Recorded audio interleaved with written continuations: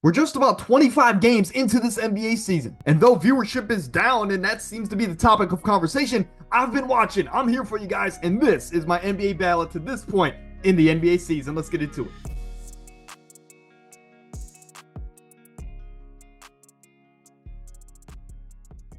Now, these ballots aren't necessarily my predictions as far as who will actually make the team come February. It is what we've seen to this point, and I think these guys deserve their flowers at this point in the season. Now, my snubs here for either the Eastern or Western Conference. Now, remind me, or let me remind you, these are positionless ballots. Let me say that. Now, LeBron, look, he definitely will be on the roster, and I think he'll be starting by the time February comes around because it's LeBron freaking James, right?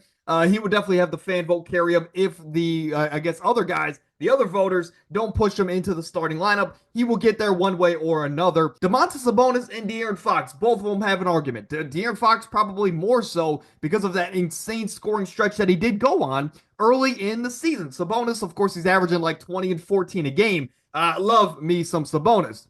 Now, Dennis Schroeder recently traded to the Golden State Warriors. I think it's an absolute steal for the Warriors, giving up Melton in some seconds. Regardless, Schroeder averaging like 18 and 7 a game. He was a big reason this Nets team has surprised a lot of us to start this NBA season, and now he is a Golden State Warrior. So happy he gets to go contend. Now, Bam Adebayo, a DPOY conversation player. The Heat, I believe, are top 4, top 5 seed. Bam's always going to be in the conversation to be in these big conversations. I just left him off because I have another Miami Heat player on my ballot, and I don't think they deserve to. Let's kick it off here in the Western Conference, though, with the starters. And I'm going to go with Shai Gilgeous-Alexander, baby, the MVP frontrunner. Luka, who just had a 47-point triple-double last night against the Warriors. Absolutely insane. And it seemed like he really didn't have 47. That's just how good he is, right? Anthony Edwards there at the forward position. Now, again, these are positionless ballots. Sengun and Jokic will round out my starting lineup. Now, why do I have these 5 guys here? Some of these are self-explanatory, but let's get into it if you are, again, not familiar with why I have them here. Shai, averaging 36 and 6 basically with 2 steals, number 1 seed in the West. He's the best player on maybe the best team in the league. He deserves to be here. Maybe he gets his first MVP this season. Now, Luka, these numbers are definitely going to go up because last night, like I mentioned, 47-point triple-double. But on the year 28, 8 and 8, this is the top 3 seed in the Western Conference, and this is a down year for Luka Doncic. He's an elite player, right? Despite maybe the media telling you otherwise because he doesn't have triple doubles every night. Anthony Edwards, 26, 5, and 4, is shooting 43% from the three-point line, and I know the record has not been there for Minnesota this year, bringing in some of the new faces like Dante DiVincenzo and Julius Randle, but Anthony Edwards being able to sacrifice a little bit, I guess, let's say, his aggressiveness on offense and his willingness to step out and shoot the 3-ball more is going to help this team in the long run. And I know the record's not there now, but whatever the record is come playoff time, I can promise you nobody wants to play them in the first round. Now, moving over to the big man, right? Alperen Sengun, a guy that's given us 19, 11, and 5, the number 2 seed in the Western Conference, and they were a top 4 seed in the NBA Cup. So Alperen Sengun is a big reason why this is a top 2 seed in the Western Conference, stacked Western Conference, but he has been the 1A or 1B, wherever you want to go with that argument, but he's been, to me, the best player on the team this season. Now, for Nikola Jokic, 32, 14, and 10, 56% from the field, which is uber impressive with as much volume as he gets on a nightly basis. Now, again, another team. I know the record's not there, but this dude is doing all he can to keep his team in the mix, and I think if they can get a top 6 seed, there's no doubt in my mind, Jokic is going to walk away with his 4th MVP of his career. Now, in the Eastern Conference, Donovan Mitchell, man, I'm a Cavaliers fan, so maybe this is a little bit of bias, but a guy that's averaging 24, 5, and 4, 42% from the three-point line. At one point in the year, we were 18 and 1, of course, and that was an incredible stretch to start the season. But we're still the number 1 seed in the Eastern Conference, and Mitchell is leading the charge. Now, Franz Wagner, I know he just got hurt, right? Something's going on with the torn obliques there in Orlando, but for what he did when he was healthy was incredible, right? 24, 6, and 6. And I know that he just signed a big extension, but this year, only getting $7 million on his this year, he's one of the most underpaid players in the league, depending on his contract again in 2024. He's playing at an elite all NBA level before his oblique injury, and he was 14-7 as leading the charge again without Paolo Banchero. Again, he was out with an oblique injury as well. Jason Tatum, 28, 9, and 6. He's the best player on the best team, and they're probably going to win the Eastern Conference yet again, whether if we like it or not. Giannis, 33, 11, and 6 as of today. At the recording of this video, he's taking on the Thunder on Tuesday night, and he's going to be fighting for his first and the second annual NBA Cup. And a guy, again, he is Milwaukee. When I watch the Bucks, it looks like it's like you created a big man in NBA 2K, and you're playing your My Career mode, and you're just spamming X, and you're getting the ball every possession. And whether if you're scoring, assisting, rebounding, you're doing something productive every possession. And that's what it seems like when you watch the Milwaukee Bucks. It is Giannis, and he touches the ball every possession. Let me say that. Karl Anthony Towns might be the shock, right, coming into the season, but 25, 14, and 3, 44 from the three-point line.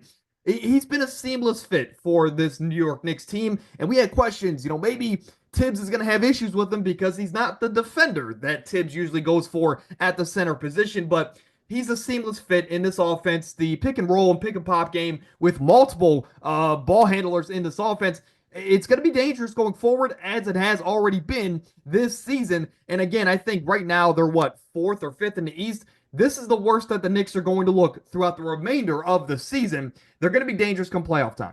Now let's go back to the Western Conference, this time for the reserves. I'm going with Steph Curry, Ja Morant, James Harden, Kyrie Irving. Excuse me, I got Kyrie behind me and I messed up his name. In the forward positions, we're going to go with Kevin Durant, AD, and Victor Wembanyama. Could LeBron be here? Absolutely, right? I'm not going to fight you too hard on that argument, but I didn't think the Lakers, given that they were the 8 or 9 seed, deserve 2 All-Stars at this point in the season. So, again, show some love to a guy like James Harden, who's had an incredible start to the NBA season. But let's start here with Steph Curry. 23, 6, and 6. Last night had another 26 and 10 performance against the Dallas Mavericks, despite the loss, but they are a top 5 seed in the West. And again, nobody really expected this before the season. Steph Curry, I think he's doing more. I know his numbers have taken a dip this year, but I think his impact might be higher than ever because of how he's moving off the ball and getting others involved.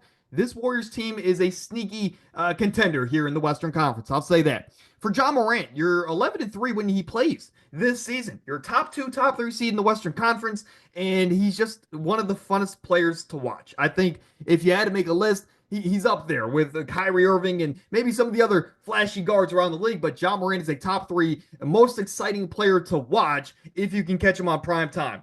Now, James Harden, he was the deciding factor, him or LeBron James. And to me, I wanted to show some love to James Harden because his impact, I think, is on the same level as it was in Houston, as crazy as that might sound. Now, I know in Houston, he's averaging, 30-point triple-doubles, and he put up 30-plus for 30 straight games. I understand that he's not the MVP frontrunner that he once was, but James Harden, to me, with his impact, missing a guy like Kawhi Leonard in this Clippers, I guess, rotation, and to still be a top 5, top 6 seed is incredibly huge, right? And a large part of that is because James Harden is averaging 21, 7, and 8. And I know his scoring numbers are not there, but if you watch this Clippers team play, sometimes being the leader and being the top guy means that you're going to have to take some tough shots. And I think James Harden is not isoing and getting the best shot for his numbers like he used to do back in the day. Sometimes he's taking the contested step back 3. Sometimes he's taking these late, shot clock attempts where they're not always the best for his numbers. But again, he's doing it for the betterment of his team. James Harden, long story short, I want to show some love to him because of how great he started the season. And the Clippers have kind of shocked us all to start the year. Kyrie Irving, look, he's averaging 24, 5, and 5 with his numbers being 50, 40, 90 as well. He might arguably have the best start to the season out of any Dallas Maverick, and I'm not going to argue with you too much on that fact. But Kyrie Irving, again, incredible start to the year, and I think being a top 3 seed definitely warrants 2 All-Stars in the Western Conference.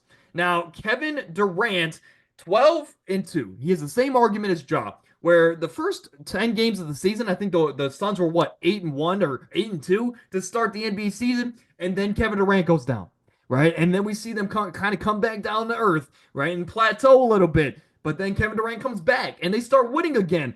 Look, Kevin Durant and Devin Booker in this Bud system are incredibly hard to stop. And I think the Suns, I still might say it, they might be the biggest threat to the OKC Thunder when fully healthy in the Western Conference come playoff time outside of the Dallas Mavericks. Now, Anthony Davis, 27, 11, and 2 blocks. I had to get a Laker on here, right? And I think Anthony Davis has had a little bit of a better start to the season than LeBron James. Now, I can also come on here and say Dalton Connect, with all the incredible moments he's had, he might have an argument to be on this list as well. But I'm going to go with Anthony Davis, the D-point frontrunner, the MVP argument player that he is, deserves a spot on this ballot.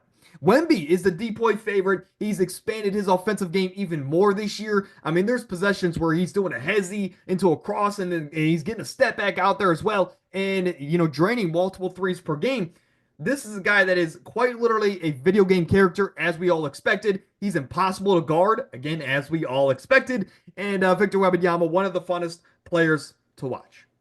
In the Eastern Conference, I'm going with Jalen Brunson, Trae Young, Damian Lillard. Here's my Miami Heat player, and Tyler Hero. Jaylen Brown, as far as the guards and wings, and RJ Barrett as well. The only big that I have off the bench is Evan Mobley.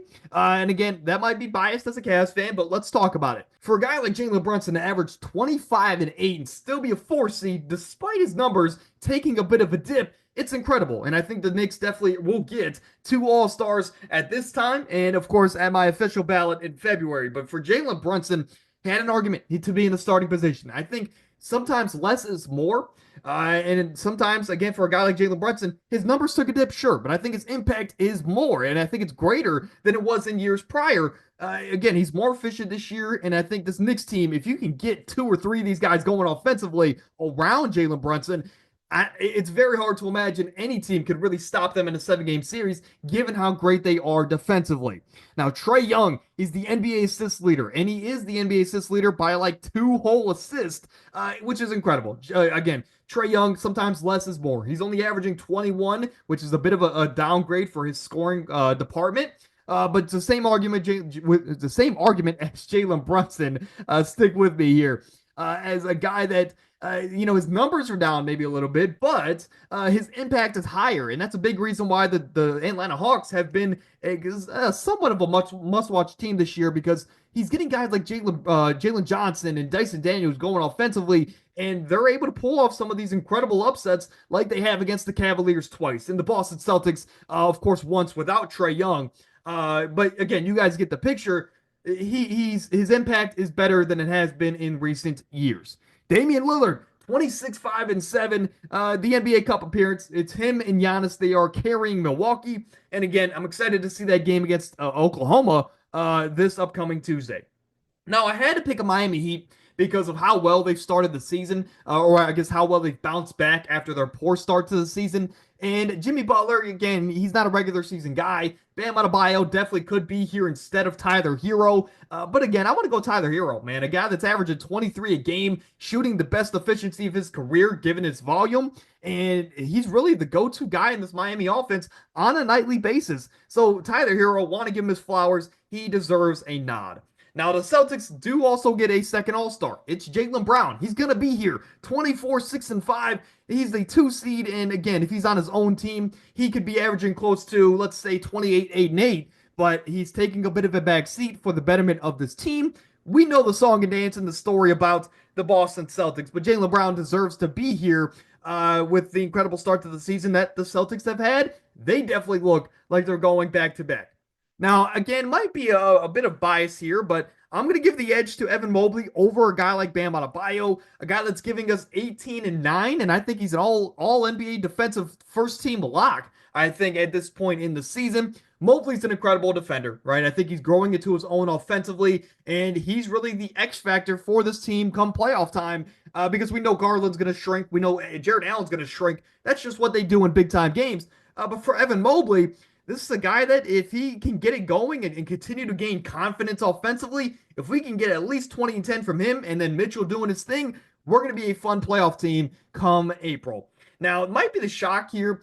I also wanted to show some love to RJ Barrett, a guy that I think is super underrated. And I think just because Scotty Barnes has been out, this is a team that hasn't gotten the recognition I believe they deserve to start this NBA season. 23, 6 and 6. He's shooting the ball good, right, to start the season. But I think with Scotty Barnes being out as long as he was, the duo of Jakob Poeltl and RJ Barrett have been incredible for this Toronto Raptors team to start the year. And he's had a lot of incredible games to start the year. So RJ Barrett, others aren't going to give you your recognition, but I will. He's going to get the last spot in my Eastern Conference All-Star ballot 25 games into the NBA season. Now, that was a little bit everywhere, so let's recap here and let's come full circle. In the Western Conference, you see my starters on the left side of your screen. You see my reserves in the middle of your screen. Now, it pained me as someone who's watched basketball for almost 15 years now. It pained me to not really have two guards, two forwards, and a center. Right? I'm finally slowly starting to come around to just doing positionless. Best players get the spots. And again, it pained me to only have two big men on my Eastern Conference ballot. But here's my West, and here is my East. Same thing, starters on the left, reserves in the middle, and again, only two big men in the Eastern Conference. Now, if you want to count Giannis, of course, that's three big men. So again, I guess it's not too entirely bad, but let me know what you think in the comments, man. Those, again, are my Eastern or Western Conference ballots. What would you change? Who would you have in there instead of player X, right? Let me know in the comments. Let me know if I missed anybody. And until next time, stay happy, stay healthy, and get out of here.